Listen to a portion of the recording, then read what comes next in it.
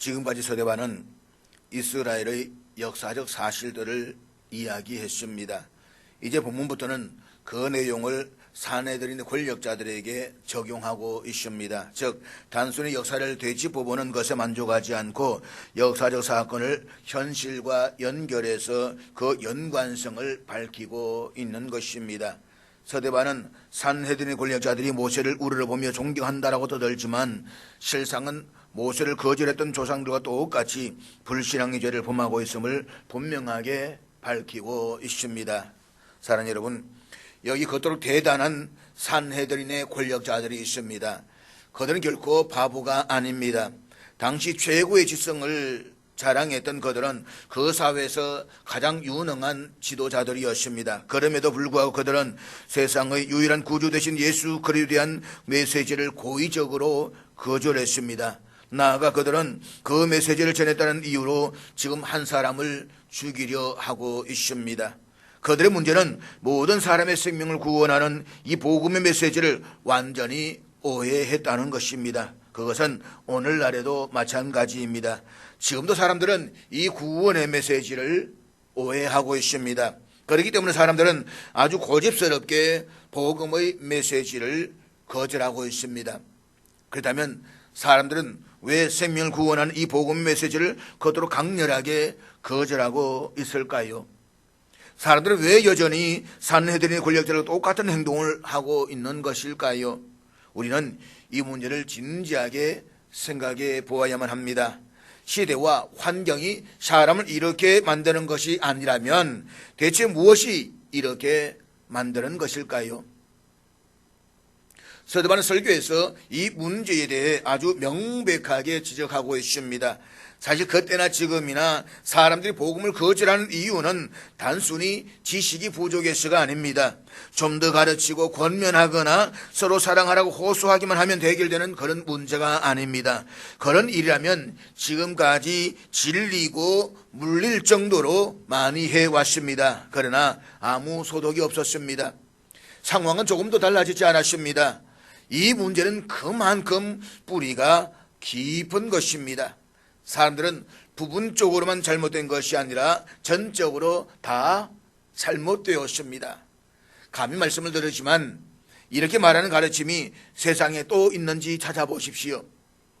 이것은 확실히 근본적인 문제입니다. 그러니까 성경이 가르치는 중대한 메시지는 인간이 하나님께 불순종하고 타락했기 때문에 세상이 이 모양이 되었다는 것입니다. 그 타락은 전적인 것이었습니다. 다시 말해서 인간의 타락은 어느 한 부분이 아니라 정신적인 기능과 신체적인 기능이 모두 타락했고 존재 구석구석이 전부 타락했습니다. 이 사실을 서대반은 본문 39절에 이렇게 말씀하고 있습니다. 우리 조상들이 모세에게 복종하지 아니하고자 하여 거절하며 그 마음이 도리어 애굽으로 향하여. 본문에서 복종하지 아니하고자 하여 거절하며 라는 이 표현은 이스라엘 자손들이 모세에 대한 불순종의 의지가 얼마나 강했는가라고 하는 것을 보여주고 있습니다. 그들은 모세를 10번이나 시험하고 불순종했습니다. 히브리적 개념에서 이 10번이라고 하는 것은 단순히 수적인 의미에서 10번을 이야기할 뿐 아니라 완전하고도 철저하다는 의미를 가지고 있습니다. 그만큼 그들은 철저하게 모세를 거절했습니다.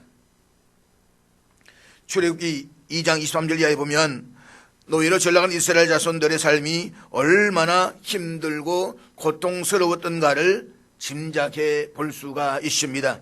제가 이 짐작이라는 단어를 쓴 것은 그들이 아무리 극심한 고통을 당했다라고 해도 내가 직접 경험하지 않은 이상 그것은 어디까지나 그럴 것이라고 짐작만 할 뿐이지 실제로 그것을 완전히 이해하는 것은 어렵기 때문인 것입니다. 그럼에도 출애굽기 2장 23절 이하의 말씀만으로도 우리는 가히 그들이 당한 고통을 충분히 짐작해 볼 수가 있습니다. 2장 23절 말씀 우리 같이 읽도록 하겠습니다. 이스라엘 자손은 고된 노동으로 말미암아 단식하며 부르짖으니 그 고된 노동으로 말미암아 부르짖는 소리가 하나님께 상달된지라. 여기에서 단식하며 라는 히브리어는 이스라엘 자손들의 무거운 고역이 더 이상 감당하기 어려운 육체적 한계에 달았음을 나타내고 있는 표현입니다.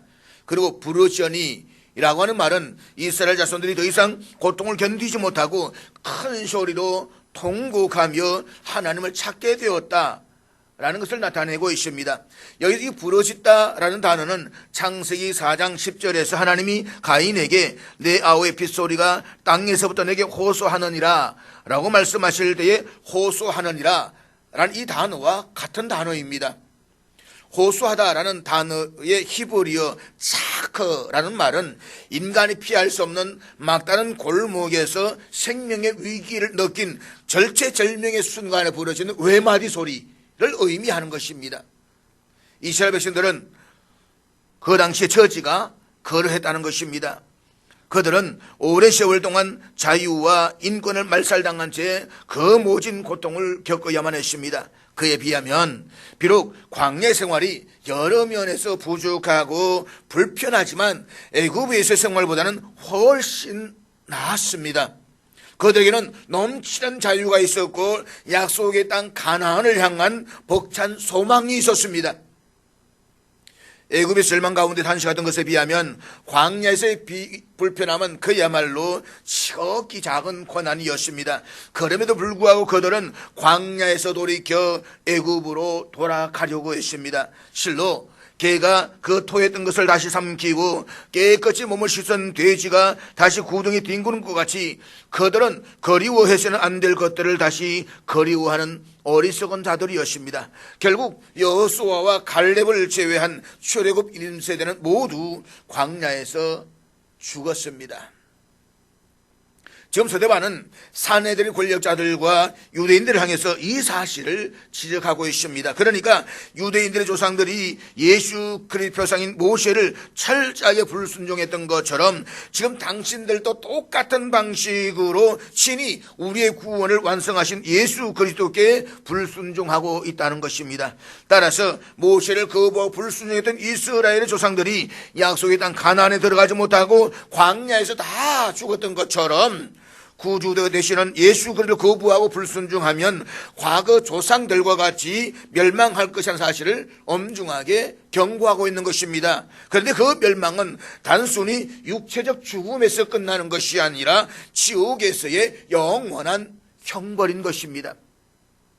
특별히 본문 39절에서 그 마음이 도리어 애굽으로 향하여 라고 했습니다. 여기에서 그 마음이 향하여 라는 말씀을 직역하면 이렇습니다. 그들은 그들의 마음 안에서 돌이켰다. 여기서 강조가 되는 것은 바로 그들의 마음입니다. 그리고 이 사실은 광야에 거했던 이스라엘 자손들이 위기의 때마다 모세를 원망하고 애굽을 그리워하며 돌아가고자 했던 것을 이야기하고 있습니다. 결국 이스라엘 조상들이 모세를 거부했던 이유, 그리고 사내들의 권력자들이 예수님을 거부했던 이유, 나아가 사람들이 사도들과 서대반이 전하는 복음의 메시지를 거부하는 이유가 무엇입니까? 사람들의 진정한 문제점, 불신앙의 원인이 무엇입니까? 그것은 바로 그들의 마음에 있습니다. 성경에서 말하는 마음은 일반적으로 인격의 중심 그 자체요, 욕망이 일어나는 자리를 의미합니다. 사실 불신앙은 머리에 있는 것이 아니라 마음에 있습니다. 구약 성경을 읽어보면 서대반이 말하고자 하는 진리를 우리는 충분히 확인할 수가 있습니다. 이스라엘 자손들은 마음으로 자주 다른 것을 갈망했으며 다른 신들을 갈망했습니다. 그들은 완악하고 굳어진 마음으로 항상 무엇인가를 갈망했습니다. 그리고 이것이 비극의 전적인 원인이 되었습니다. 예수님께서도 이 사실을 훨씬 더 분명하고 명확하게 말씀해 주셨습니다. 마음에서 나오는 것은 악한 생각과 살인과 간음과 엄난과 도둑질과 거짓 정언과 비방이니, 따라 주변에서 우리들에게 영향을 주는 것은 그렇게 문제가 되지 않습니다. 그것들은 이미 우리 속에 있는 것들을 자극하는 것에 불과한 것입니다. 깨끗한 자들에게는 모든 것이 깨끗하나 그렇습니다. 깨끗한 사람에게는 모든 것이 다 깨끗합니다. 뭐 눈에는 뭐밖에 안 보인다 라고 말하지만 깨끗하지 않은 사람에게는 모든 것이 다 깨끗하지 않습니다. 다시 말해서 주변의 환경이 문제가 아니라 그렇게 반응하는 내 마음이 문제라는 것입니다. 결국 악한 것은 사람의 마음입니다. 그리고 사람들이 복음을 거절하는 이유도 그 마음이 악을 사랑하기 때문입니다. 그들은 자기 하고 있는 것을 즐기고 있습니다. 마음에 지배를 당하고 있습니다. 그래서 스데반은 사내들의 권력자들에게 그 조상들의 마음이 도리어 애굽으로 향했다라고 하면서 그들의 마음 상태를 지적하고 있는 것입니다. 그러나 우리의 문제점은 마음에만 국한되어져 있지 않습니다. 사람들이 복음의 메시지를 거부하는 궁극적인 원인은 보다 더 깊은 데에 있습니다. 그것은 바로 타락한 인간의 죄성입니다. 타락한 이후 인간에게는 불신앙이 들어왔고 그 불신앙이 하나님의 말씀을 고집스럽게 거절하도록 만들고 있습니다. 사람들이 몰라서 복음을 거부하는 것이 아닙니다. 사람들의 문제는 무지에 있는 것도 아니고 정보의 부족에 있는 것도 아닙니다. 가장 본질적인 문제는 사람들의 마음이 죄로 인해서 어두워졌기 때문입니다. 그리하여서 하나님께 전적으로 불순종하는 것입니다. 그러나 죄인과 관련된 가장 궁극적인 사실은 하나님께 불순종하는 사람은 어리석다는 것입니다. 성경은 죄에 빠져 하나님께 반역하는 인간을 가리켜서 가장 일반적인 비난으로 쓸 때의 표현이 바로 이것입니다. 어리석은 자. 어리석은 자. 이런 어리석음은 주로 자신을 속이고 기만하는 것으로 드러납니다. 이것이야말로 무엇보다 가장 비극적인 일이 아닐 수가 없습니다. 남을 속이는 일도 나쁘지만 자신을 속이는 것은 정말 큰 비극이 아닐 수가 없습니다. 그런데 문제는 인간이 태초에 하나님을 처음 거역하고 반역한 이래 계속해서 이런 짓을 해왔다는 것입니다. 그리고 이런 인간의 어리석은 모습을 분명하게 보여주는 것이 오늘 본문 40절과 41절의 말씀입니다. 아론들의 이르되 우리를 인도할 신들을 우리를 위하여 만들라. 애굽 땅에서 우리를 인도하던 이 모세는 어떻게 되었는지 알지 못하노라 하고 그때에 그들이 송아지를 만들어 그 우상 앞에 제시하며 자기 손으로 만든 것을 기뻐하더니. 여기에 보면 인간의 엄청난 어리석음을 가장 완벽하게 보여주는 그림이 있습니다. 신들을 우리를 위하여 만들라. 자기 손으로 만든 것을. 무슨 뜻입니까? 사도 바울은 로마서 1장 22절에서 이것에 대해서 결정적인 말씀을 하고 있습니다. 스스로 지혜 있다 하나 어리석게 되어. 인간에 대해 이 말씀보다 정확하게 규정하고 있는 말씀은 없습니다. 그리고 이것이야말로 21세기의 사람들에 대한 완벽한 묘사가 아니겠습니까? 이 사실을 깨닫지 못한다고 한다면 여러분은 삶에 대해서 아는 바가 거의 없다라고 해야만 할 것입니다. 스스로 지혜 있다 하나 어리석게 되어. 무슨 뜻입니까? 자신감이 넘친다는 것입니다. 사람의 자신감에는 끝이 없습니다. 인간이 할 수 없는 일은 아무것도 없다라고 생각을 합니다. 인간이 우주의 중심입니다. 인간의 두뇌가 우주에서 가장 위대합니다. 인간의 능력에는 한계가 없습니다. 심지어 오늘의 현대인들은 하나님도 만들어낼 수 있다라고 생각을 합니다. 이런 태도는 결코 새삼스러운 것이 아닙니다. 이스라엘 조상들도 정확히 그와 같은 짓을 했습니다. 그들은 시내산 밑에서 아론을 찾아가 강력하게 요청했습니다. 우리를 위하여 신들을 만들라. 스데반은 말합니다. 그때에 그들이 송아지를 만들어 그 우상 앞에 제사하며 자기 손으로 만든 것을 기뻐하더니. 그들은 신을 원했고 신을 만들었습니다. 그들에게는 그 스스로 그럴 만한 역량이 있다라고 확신을 했습니다. 그래서 금으로 멋지게 신을 만들어냈고 그 신을 경배했습니다. 그리고 자신들을 종되었던 애굽에서 인도하여 내신 하나님을 노골적으로 거절했습니다. 물론 그들은 이런 짓을 하는 데에 아무런 주저함도 없었습니다. 문제는 이것이 모든 인간들의 실상이라는 것입니다. 인간은 바위나 나무, 금, 은으로 신을 만들 때에 주저해 본 적이 없습니다. 인간은 모든 신을 모시는 만신전을 만들었습니다. 그리고 신들마다 이름을 붙여 주었습니다. 지금 사람들은 그와 똑같은 짓을 하고 있습니다. 사람들은 그 똑똑한 머리로 새로운 신들을 만들어 세웠습니다. 이 신들에게는 진노도 없고 공평함도 없고 의로움도 없습니다. 이 신들은 인간에게 결코 벌을 주지 않습니다. 오직 사랑과 쾌락만 있을 뿐 다른 요소는 하나도 없습니다. 한마디로 이러한 신들은 인간들이 자신들의 필요에 의해서 조작하고 만들어낸 허상들인 것입니다. 그리고는 자기들의 손으로 만든 그 물건을 신이라고 떠받들어 숭배합니다. 이러한 사실을 보여준 것이 무엇입니까? 그 생각이 허망해진 인간은 마음이 어두워졌고 그 결과 스스로 지혜 있다라고 생각하지만 실상은 어리석은 사람이라는 것입니다. 그러므로 서대반은 본문 37절에서 이렇게 선포하고 있습니다. 이스라엘 자손에 대하여 하나님이 너희 형제 가운데서 나와 같은 선자를 세우려 하던 자가 곧 이 모세라. 오늘 본문의 말씀은 신명기 18장 15절을 인용하고 있는 말씀인데 같이 읽도록 하겠습니다. 내 하나님 여호와께서 너희 가운데 내 형제 중에서 너를 위하여 나와 같은 선자 하나를 일으키시리니 너희는 그의 말을 들을지니라. 이 말씀에서 모세는 자기와 같은 선자를 하나님이 이스라엘 백성들 위에 세우실 것이라고 예언을 했습니다. 여기서 나와 같은 선지자는 예수 그리스도를 가리킵니다. 그리고 모세는 이 예언을 하면서 너희는 그의 말을 들을지니라 라고 명령을 합니다. 그런데 사도행전의 한글 개역 성경에서는 그 내용이 빠져 있습니다. 그렇지만 영어 성경 KJV 성경이나 여기서 보게 되면 너희는 그를 들을지니라 라는 해당되는 문장을 합류하고 있습니다. 베드로도 사도행전 3장 22절 말씀에서 같은 구절을 인용해서 이 말씀을 하고 있습니다. 그 서대반도 바로 이 말씀을 지금 인용하고 있는 것입니다.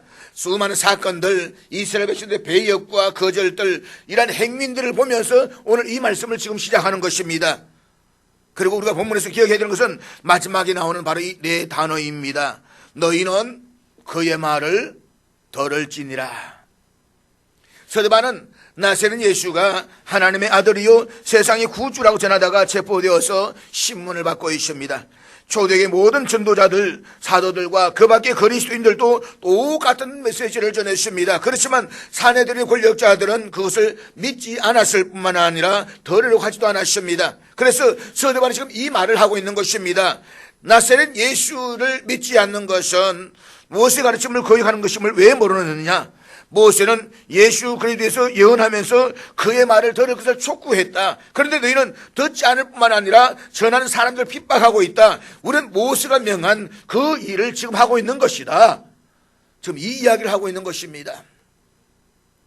이것은 기독교 메시지의 핵심이자 중심입니다. 기독교에서 복음을 전파하는 목적은 사람들에게 예수 그리스도의 말씀을 들으라고 촉구하는 것입니다. 그리고 이것이 서대반이 취한 입장의 요점입니다.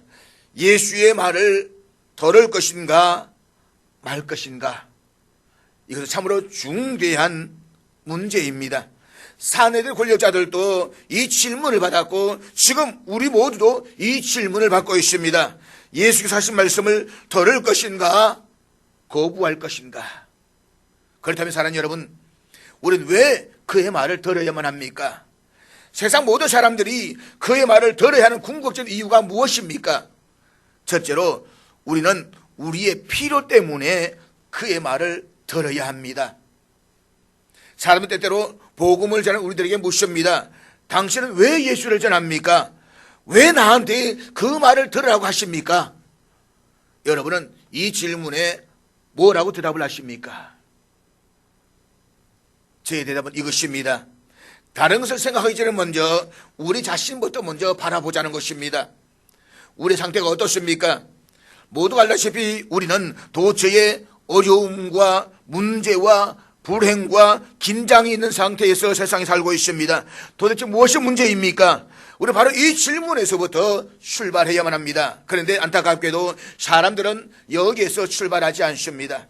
그렇지만 우리는 먼저 우리 자신에게서 출발해야만 합니다. 물론 어리석은 부자와 같이 나는 괜찮다라고 말하는 사람들, 현실의 삶에서 충분히 만족하고 있으며 스스로 자신의 삶을 꾸려나갈 수 있다고 생각하는 사람들은 이 메시지에서 들을 말이 전혀 없습니다. 예수님께서 이렇게 말씀하셨는데 누가복음 5장 31, 32절 말씀 우리 같이 읽도록 하겠습니다. 예수께서 대답하여 이르시되 건강한 자에게는 의사가 쓸데없고 병든 자에게는 쓸데있나니 내가 의인을 부르러 온 것이 아니요 죄인을 불러 회개시키러 왔노라. 사랑하는 여러분, 오늘 스마트폰 시대에서 우리 참으로 많은 것을 알고 있습니다. 그런데 정작 우리 많은 것을 알고 있는 것 같지만 실상은 정말 무지합니다. 무엇보다 우리는 가장 중요한 문제에 대해서 전적으로 무지합니다. 이 사실을 깨닫지 못하는 것이야말로 오늘 현대인들의 가장 큰 비극인 것입니다. 오늘의 사람들은 과학적으로 알고 있는 것들에 대해서 대단히 떠들고 자랑합니다. 그렇지만 정작 자신들 훨씬 더 중요한 것들에 대해서는 모르고 있다는 사실을 생각하려고 하지 않습니다. 물론 인간이 과학적으로 그게 진보했다는 것은 저도 알고 있고 여러분도 알고 있습니다. 그러나 제가 알고 싶은 것은 이것입니다. 인간은 어떤 존재입니까? 내가 앓고 있는 질병들을 치료받는 것은 좋은 일입니다. 그렇지만 그 병을 치료받은 후에도 나는 여전히 삶을 살아가야만 합니다. 그렇다면 나는 대체 어떤 존재입니까? 제가 알고 싶은 것은 이것입니다. 삶이란 무엇입니까? 삶의 목적과 목표는 무엇입니까? 나는 어떻게 살아가야만 합니까? 죽음이라는 궁극적인 문제도 있습니다. 저와 여러분은 죽음을 떨쳐낼 수가 없습니다. 사람들이 죽음을 생각하기 싫어한다는 것은 저도 잘 알고 있습니다. 그렇지만 바로 그 점에서 사람들이 어리석다는 것입니다. 대체적으로 사람들은 사실에 직면하기를 두려워합니다. 그러나 죽음은 절대적인 현실입니다. 우리는 전쟁이나 그 밖의 문제들을 놓고 논의를 합니다. 물론 그렇게 미리 논의하고 대비하는 것은 지극히 옳은 일입니다. 그리고 전쟁 같은 끔찍한 사건은 일어나지 않도록 만반의 대비를 해야만 합니다. 그러나 죽음은 어쩌다가 일어날 가능성이 있는 일이 아니라 반드시 일어나는 일인 것입니다. 아무도 죽음을 피해 나갈 수가 없습니다. 한 번 죽는 것은 사람에게 정해진 것이요, 그렇습니다. 모든 사람은 때가 되면 반드시 죽음 앞에 직면해야만 합니다. 이것은 너무나도 가혹한 현실이 아닐 수가 없습니다. 우리는 죽지 않을 것 같지만, 천년 만년 살 것 같지만 죽음을 피해갈 수 있는 사람은 아무도 없습니다. 그런데 사람들은 성경에 나오는 이 어리석은 부자처럼 죽음이 가까이 왔을 때에야 자신의 죽음에 대해서 무지했다는 것과 그에 대해서 아무것도 모르겠다는 사실을 깨닫기 시작하는 것입니다. 그리고 탄식하며 절망합니다. 사랑하는 여러분, 여러분은 자신의 죽음에 대해서 생각해 보셨습니까? 우리의 죽음 너머에는 무엇이 있을까요? 대체 무엇이 우리를 기다리고 있을까요? 죽은 자들은 어떻게 되는 것일까요? 그리고 그들에게는 무슨 일이 일어날까요? 우리는 이런 것들에 대해서 너무나도 무지합니다. 정말이지 아는 것이 하나도 없습니다. 그렇기 때문에 우리는 예수 그리스도의 말씀을 들어야만 합니다. 예수님께서는 죽음과 죽음 이후에 일하는 일들에 대해서 너무나 분명하게 말씀해 주셨기 때문인 것입니다. 우리가 그의 말을 들어야 하는 두 번째 이유는 그분 외에는 어느 누구도 우리를 도울 수가 없기 때문입니다. 요한복음 6장에 보면 수많은 무리들이 예수님께 몰려들었습니다. 예수님은 보리떡 5개와 물고기 2마리로 광야에서 장정만 5,000명이 되는 굶주린 무리들을 먹이셨습니다. 사람들은 예수님 베푸신 놀라운 기적을 보고 열광하면서 외쳤습니다. 이는 참으로 세상에 오실 그 선지자라. 모세가 예언했고 오늘 본문의 서대반이 이야기하고 있는 바로 그 선지자인 것입니다. 무리들은 예수님 억지로 붙들어서 자기들의 임금으로 삼으려고 했습니다. 그런데 예수님께서 그들 지설적으로 진리를 말씀하셨을 때에 그것을 받아들이지 못하는 사람들이 생겨났습니다. 사실 항상 듣기 좋은 마음만 들으려고 하는 사람들은 실제와 문제의 핵심을 다루는 말을 듣기 싫어합니다. 그저 듣기 좋은 소리 듣고 싶어하고 행복한 소리 듣고 싶어하고 유머나 농담 듣고 하는 사람이 있습니다. 그런 사람들은 본질적인 문제, 핵심적인 문제를 건드리면 다 떠나가는 것입니다. 그렇게 무리들이 떠나갔습니다. 이 사실을 성경이 이렇게 말씀하고 있는데 요한복음 6장 66절 말씀을 우리 다 같이 읽도록 하겠습니다. 그때부터 그의 제자 중에서 많은 사람이 떠나가고 다시 그와 함께 다니지 아니하더라. 그렇게 열광하면서 따라오던 수많은 무리들이 예수님을 떠나갑니다. 예수님은 무리가 떠나갔을 바라보시면서 12제자를 돌아보시면서 물으셨습니다. 너희도 가려느냐? 그러자 베드로가 성령의 감동을 받아서 예수님께 말합니다. 주여, 영생의 말씀이 여기 있사오니 우리가 누구에게로 가오리까? 자신들은 가지 않겠다는 것입니다.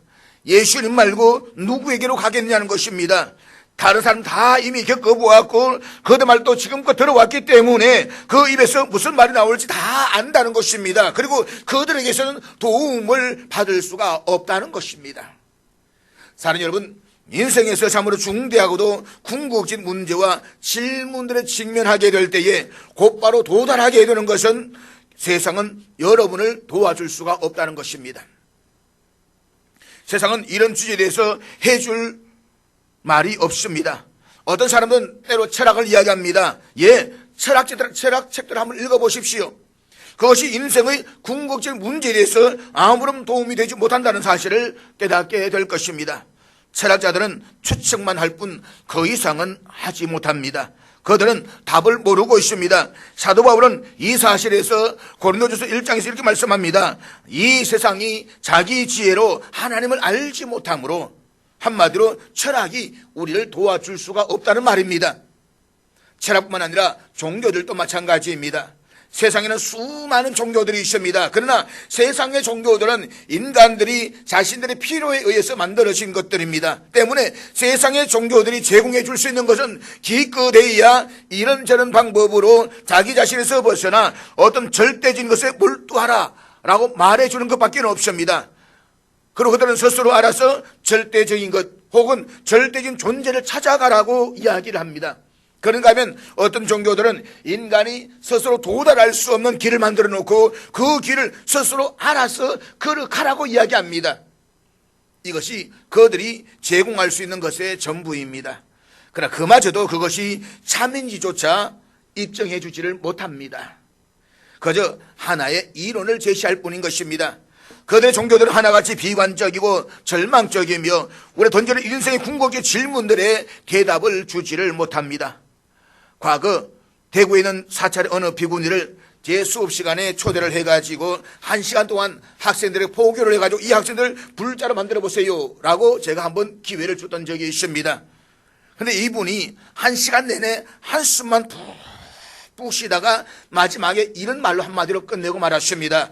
여러분, 불교는 정말 힘들고 어렵습니다. 석가모니 이래로 부처가 된 분은 한 사람도 없습니다. 이것이 세상 종교들의 실상입니다. 그 다음 시간부터 제가 기독교를 펼쳐나갔거든요. 제가 뭐라 한 줄 아십니까? 여러분, 기독교는 너무 쉽습니다. 이미 거기를 걸어가셨고 완성하셨던 예수 그리스도를 구주로 믿기만 하면 구원을 받습니다. 그때에 학생들 가운데 가장 많은 아이들이 교회 나간다고 저한테 연락 오고 문자 왔던 때가 있었습니다. 결국 무엇입니까? 세상 종교들은 스스로 이룰 수 없는 허상을 만들어 놓고 그 길을 혼자서 알아서 걸어가라고 합니다. 결국 세상 종교들은 우리의 궁극적인 문제들을 도와줄 수가 없습니다. 그 다음에 사랑하는 여러분 왜 그리스도인이 되었습니까? 우리가 왜 그리스도를 믿고 그의 말을 들어야 할까요? 그 대답은 예수 그리스도 외에 다른 이들은 모두가 우리를 실망시켰기 때문입니다. 온 세상이 우리를 실망시켰고 저 자신도 저를 실망시켰습니다. 저도 제 인생의 궁극적인 질문에 대한 대답을 줄 수가 없습니다. 실로 예수 그리스도 그분 외에 그 무엇도 그 누구도 우리를 돕거나 거들어 줄 수가 없습니다. 그렇기 때문에 우리는 예수 그리스도의 말을 들어야만 합니다. 우리가 그의 말을 들어야 하는 세 번째 이유는 그가 우리를 위해 구원을 완성하시고 초청하시기 때문입니다. 우리는 복음서를 통해 예수님의 모습을 보며 우리를 부르시는 그분의 소리를 듣습니다. 예수님 우리 향해서 이렇게 말씀하시는데 마태복음 11장 28절 29절 말씀을 우리 다 같이 읽도록 하겠습니다. 수고하고 무거운 짐진 자들아 다 내게로 오라. 내가 너희를 쉬게 하리라. 나는 마음이 온유하고 겸손하니 나의 멍에를 메고 내게 배우라. 그리하면 너희 마음이 쉼을 얻으리니. 여기 보면 예수님께서는 우리들이 삶의 힘겨운 현장에서 수고하고 무거운 짐을 지고 살아가고 있다는 것을 아십니다. 잠자리에 누워서도 무거운 삶의 짐을 벗지 못하여서 신음하고 고통스러워하는 우리 인간의 근본적인 문제를 아십니다. 아실 뿐만 아니라 우리 향해서 다 내게로 오라고, 그리고 내게 배우라고 말씀을 하십니다. 그리하면 너희 마음이 쉼을 얻는다라고 했습니다. 사랑하는 여러분, 지친 자들에게 최고의 선물은 진정한 쉼이 아닐까요? 그런데 예수님께서 주시는 쉼은 현재적인 쉼도 있지만 궁극적으로는 천국에서 누리게 될 영원한 쉼을 의미합니다. 우리는 예수님의 이 초청을 직시해야만 합니다. 여러분 앞에 명백한 사실이 있고 역사가 있으며 외면할 수 없는 현상이 있습니다. 예수님이 어떤 권위를 가지고 계신 분인가를 보십시오. 서대만이 말하고 있는 것이 바로 이것입니다. 그가 예수를 사내 권력자들에게 권하는 이유가 무엇입니까? 그들에게 몇 주 전에 나사렛 예수를 못 박아 죽임으로써 그들을 거절한 것이야말로 비극적인 잘못이라고 말하는 이유가 무엇입니까? 그리고 우리는 왜 그의 말을 들어야만 합니까? 또 모세는 왜 그의 말을 들으라고 했습니까? 그것은 예수님 자신이 주장하신 유일무이한 권위 때문입니다. 예수님 친히 이렇게 말씀하셨습니다. 나는 세상의 빛이니 나를 따르는 자는 어둠에 다니지 아니하고 생명의 빛을 얻으리라. 내가 곧 길이요 진리요 생명이니 나로 말미암지 않고는 아버지께로 올 자가 없느니라. 그러니까 그는 자신에게 죄사함의 권세가 있다는 말씀하셨습니다. 그는 중풍병자에게 내 죄사함을 받아내라고 말씀을 하셨습니다. 우리 여기서 던져야 할 질문은 이것입니다. 이렇게 말씀하시는 예수 그리스도, 그는 누구이십니까? 도대체 무슨 근거로 어둡고 무지하고 실패한 세상 한복판에 서서 나는 세상의 빛이라고 말씀하시는 것입니까? 무슨 권한으로 내 죄사함을 받았다라고 말씀을 하시는 것입니까? 그 대답이 바로 여기에 있습니다. 그러나 이렇게 말씀하시는 것은 자신이 구약 성경에 기록된 모든 예언의 성취임을 아셨기 때문입니다. 그리고 이것이 서대반과 사도들 그리고 교회가 선포했던 복음의 메시지였습니다. 그러나 예수님은 여기서 좀 더 나아가십니다. 우리가 그의 말을 들어야 하는 보다 궁극적인 이유가 바로 여기에 있습니다. 한 번은 니고데모가 예수님을 찾아와서 이야기를 나누었습니다. 그런데 그는 학식이 높은 랍비였음에도 불구하고 예수님 말씀을 이해하지를 못했습니다. 그래서 예수님께서는 그 니고데모를 향해서 너는 이스라엘 선생으로서 이러한 것들을 알지 못하느냐라고 책망하시면서 자신을 가리켜서 하늘에서 내려온 자라고 말씀을 하십니다. 하늘에서 내려온 자, 그렇습니다. 예수는 본래 삼위일체 하나님으로서 하늘에서 내려오신 분이십니다. 성경을 읽어보십시오. 성경의 예수님은 내가 온 것은 이라고 말씀하시면서 내가 태어났다 라고 말씀하지 않았습니다. 그는 너희는 아래에서 났고 나는 위에서 났으며 라고 말씀을 하셨습니다. 그는 결코 자연스럽고 평범하게 태어나지 않았습니다. 그는 방문자로서 세상에 오셨습니다. 예수님은 나와 아버지는 하나다 라고 말씀하셨습니다. 본래 하나님이신 예수님은 죄와 사망의 권세에 노예가 되어서 영원한 저주와 멸망 가운데 있는 우리 인생들을 보셨습니다. 그리고 베들레헴의 악취가 난 마구간에서 가장 무력하고 가난하게 태어나셨습니다. 그는 여러분과 저에게 모두 필요한 바로 그것을 주시려고 한 인간으로서 당할 수 없는 모멸과 수치와 조롱과 멸시를 당하셨습니다. 그리고 끝내는 십자가에 못 박혀 죽으셨습니다. 그렇지만 그는 사흘 만에 부활하시고 성천하셨습니다. 그가 그렇게 하셔야만 했던 중요한 이유는 전적으로 오늘 저와 여러분 우리를 위해서였습니다. 우리의 무지와 실패, 우리의 완전한 무력함 때문에 그렇게 하셨습니다. 그는 악취가 나는 깊은 웅덩이에 빠진 우리를 구원하러 오신 분이셨습니다. 그러므로 사랑하는 여러분, 우리의 유일한 구원자이시며 우리의 정말 필요한 것이 무엇인지를 알고 계시며 그것을 해결해 줄 수 있는 예수 그리스도를 다시 바라보십시오. 죽은 자 가운데서 부활한 능력을 가지신 예수 그리스도를 보십시오. 그리고 그가 하시는 말씀을 들으십시오. 성경에 보면 예수 말씀에 반응했던 두 부류의 사람들을 볼 수가 있습니다. 하나는 세리와 죄인들로서 그들은 예수님의 말씀을 들으러 가까이 나와 기쁘게 들었습니다. 반면에 바리새인과 서기관들은 예수의 말씀에 시비를 걸면서 조롱했습니다. 결국 사회에서 버림을 받았던 세리와 죄인들은 예수님의 친구가 되었고 구원을 받았습니다. 반면에 자기 의에 빠져서 똑똑하고 경건하다고 생각했던 바리새인과 서기관들은 예수님께로부터 외식하는 자들이라고 화있을 찜질하고 아주 심한 책망을 들어야만 했습니다. 심지어 자기도 천국에 들어가지 않고 들어가고자 하는 사람까지 막는다라고 말씀을 하셨습니다. 그럼 사랑하는 여러분, 우리는 예수님의 말씀을 들어야만 합니다. 그 이유는 무엇보다도 하나님께 친히 말씀하셨기 때문입니다. 이는 내 사랑하는 아들이니 너희는 그의 말을 들으라 하시는지라. 그의 말을 들으라는 것입니다. 오순절의 말씀 성령께서도 이후에 계속해서 여러분 속에 역사하시면서 똑같은 말씀을 하고 계십니다. 그의 말을 들으라. 하나님께서는 옛적에는 선자를 통하여서 때가 되었을 때는 독생자 예수 그리스도 친히 오셔서 말씀을 하셨습니다. 그리고 예수님께 정천하신 이후에는 성령께서 사도들과 교회를 통해서 말씀하십니다. 그렇다면 여러분은 교회에서 선포되는 그 힘 있는 소리를 들으십니까? 제발 들으십시오. 그리고 그 말씀을 믿음으로 붙잡으십시오. 그러면 여러분이 구하는 것이나 생각하는 것에 넘치도록 능하실 예수님께서 여러분을 지켜주시고 사랑의 아들의 나라로 인도해 주실 것입니다.